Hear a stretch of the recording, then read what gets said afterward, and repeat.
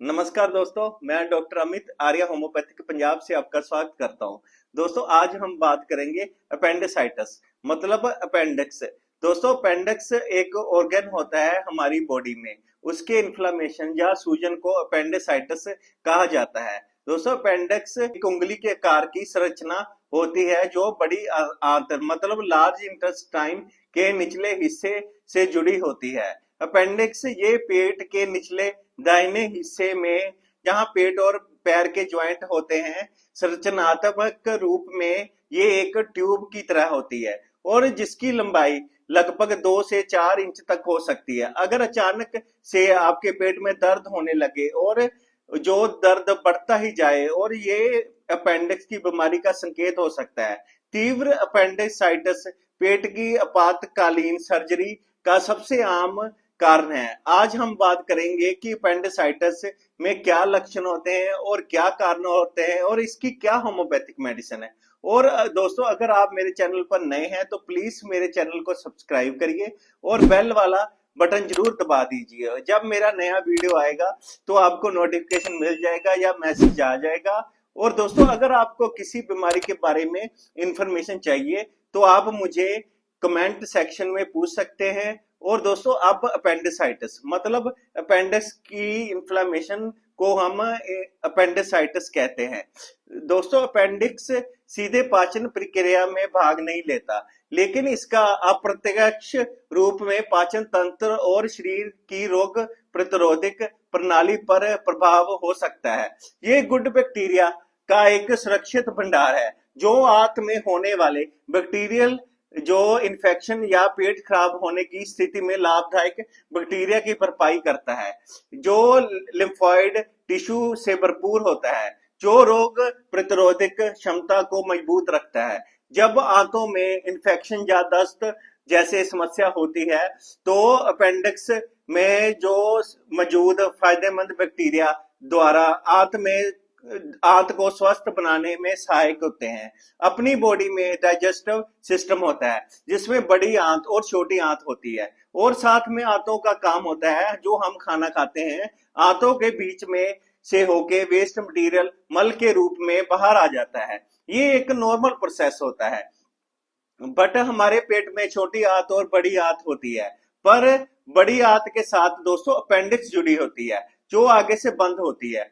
पर कुछ केसेस में जब हम कुछ कारणों करके जो वेस्ट मटेरियल खाना जो हम खाते हैं अपेंडिक्स में रुक जाता है, जो कि बड़ी आंत के साथ जुड़ी होती है और आगे वेस्ट मटेरियल खाना नहीं जाता है, तो बैक्टीरियल इन्फेक्शन स्वेलिंग हो जाती है या सड़ने लगता है, जिसे अपेंडिसाइटिस कहा जाता है या जिसे जिसे सूजन कहा जाता है। जब इसकी वजह से जो इन्फेक्शन और सूजन हो जाता है तो इसे अपेंडिसाइटिस कहा जाता है। इस बीमारी को दोस्तों महिलाओं की बजाय पुरुषों में ज्यादा देखा जाता है। दोस्तों, अब जानेंगे अपेंडिसाइटिस कितने प्रकार की होती है। कुछ मामलों में अपेंडिसाइटिस लंबे समय तक रहता है और वहीं कुछ मामलों में इसका आपातकालीन ऑपरेशन करना पड़ता है। अपेंडिक्स की बीमारी कितने समय तक चलती है, इस आधार पर अपेंडिसाइटिस के 2 प्रकार होते हैं। नंबर 1 होता है एक्यूट अपेंडिसाइटिस। आमतौर पर लगभग सभी मामलों में एक्यूट अपेंडिसाइटिस के होते हैं। एक्यूट अपेंडिसाइटिस का मतलब होता है कि अपेंडिक्स के में अचानक से लगभग जो लक्षण दिखने शुरू हो जाते हैं। ये कम समय में ही गंभीर हो जाता है। बहुत तेज गंभीर दर्द होता है पेट में अपेंडिक्स वाली जगह पर और उल्टी नोजिया भी होती है। क्रोनिक अपेंडिक्स ये प्रकार बहुत कम मामलों में देखने को मिलता है। क्रोनिक अपेंडिसाइटिस का मतलब होता है कि ये लंबे समय से चली आ रही है। ऐसा भी हो सकता है कि मरीज को ये समस्या हो लेकिन उसे पता ना हो, क्योंकि इसके लक्षण बहुत हल्के होते हैं। दोस्तों, अब हम जानेंगे अपेंडिसाइटिस के क्या लक्षण होते हैं। अपेंडिक्स की दर्द की जगह नाभि के बगल में होती है, लेकिन इसकी शुरुआत पेट के नीचे से होती है। ये दर्द रुक रुक कर होता रहता है और अंत में नाभि के दाहिनी ओर तेज दर्द होता है और इसके साथ ही मतली और उल्टी होती है। इसके अलावा कुछ लक्षण इस प्रकार के होते हैं, जैसे पेट में दर्द। अपेंडिसाइटिस होने पर पेट के दाहिनी भाग में तेज या कम दर्द हो सकता है। मतली आना, रोगी को उल्टी जैसा महसूस होता है। दोस्तों अगला लक्षण होता है कि भूख नहीं लगना। अपेंडिसाइटिस में भूख लगना भी कम हो जाता है। अगला होता है कि बुखार आना। अपेंडिक्स में हुए इन्फेक्शन को रोकने के लिए अपना इम्यून सिस्टम शरीर का तापमान बढ़ा देता है, जिससे कि बुखार हो जाता है। अगला होता है कि पेट फूला हुआ लगना। यदि पेट में सूजन या पेट फूला हुआ महसूस हो तो ये अपेंडिक्स फटने का संकेत भी हो सकता है। अगला होता है मूत्र प्रणाली। अपेंडिसाइटिस होने पर बार बार पेशाब करने की इच्छा हो सकती है। और अगला होता है कि आंत में लकवा। जब खून का बहाव आंतों में अपेंडिक्स में होने लगता है तो आंतों की गति रुक जाती है। अगला होता है कि कब्ज। आंतों में रुक जाने से रोगी को कब्ज और गैस ना पास होने की समस्या हो जाती है। और अगला होता है कि डायरिया। कुछ लोगों को डायरिया की समस्या भी हो सकती है।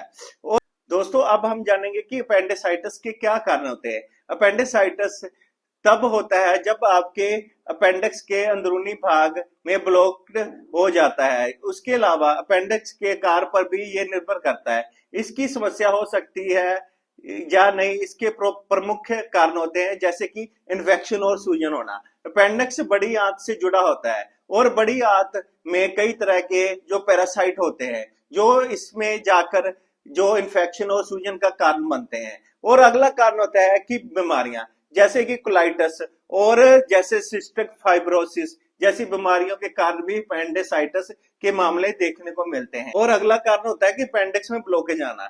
किसी तरह के ब्लॉकेज जैसे कि कठोर मल या पथरी के ब्लॉकेज से अपेंडिक्स में इन्फेक्शन शुरू हो सकता है। और अगला कारण होता है कि पैरासाइट।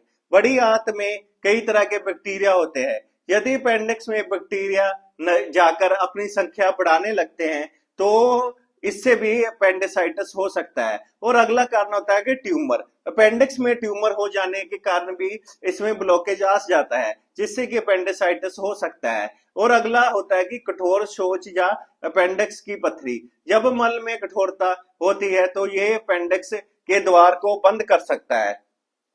और दोस्तों अब हम जानेंगे कि अपेंडिक्स का डायग्नोस कैसे कर सकते हैं। पहले तो ये शारीरिक परीक्षण जैसे कि अपेंडिक्स के संदेह को पुख्ता करने के लिए डॉक्टर कुछ शारीरिक परीक्षण करते हैं, जैसे पेट को हल्का सा दबाते हैं और दर्द सूजन इत्यादि का अनुमान लगाते हैं। इसके अलावा खून की जांच, इस जांच में रेड ब्लड सेल की मात्रा जांची जाती है। इसके अलावा C reactive protein blood test भी किया जाता है। इसमें इन्फेक्शन और सूजन का स्तर पता लगाया जाता है। इसके अलावा पेशाब की जांच और महिलाओं में प्रेगनेंसी टेस्ट भी किया जाता है। इसके अलावा इमेजिंग टेस्ट, कुछ इमेजिंग टेस्ट जैसे कि अल्ट्रासाउंड और सीटी स्कैन करने की सलाह देते हैं।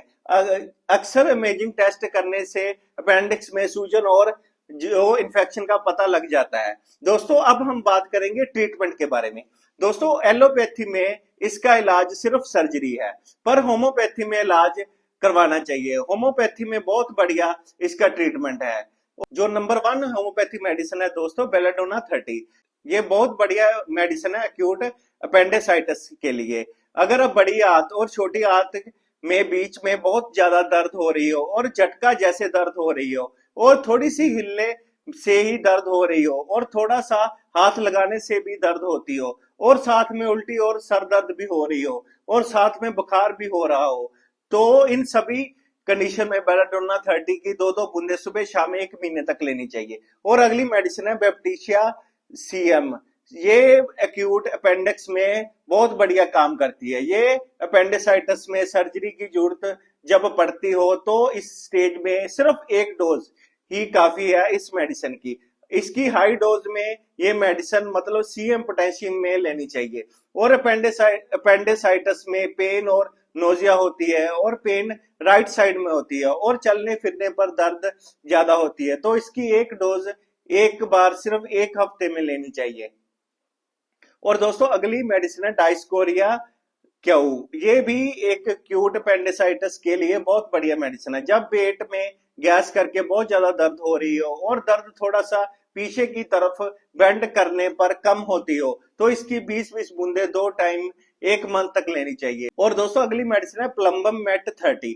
ये भी एक्यूट अपेंडिसाइटिस में बहुत बढ़िया मेडिसिन है और पेन विद वोमिटिंग में बहुत बढ़िया ये इलाज होता है, और साथ में मोनोजिया भी होता है। इस कंडीशन में इसकी 2-2 ड्रॉप्स 2 टाइम लेनी चाहिए। और अगली मेडिसिन है गिनीशिया 30। ये एक्यूट अपेंडिसाइटिस में बहुत बढ़िया मेडिसिन है।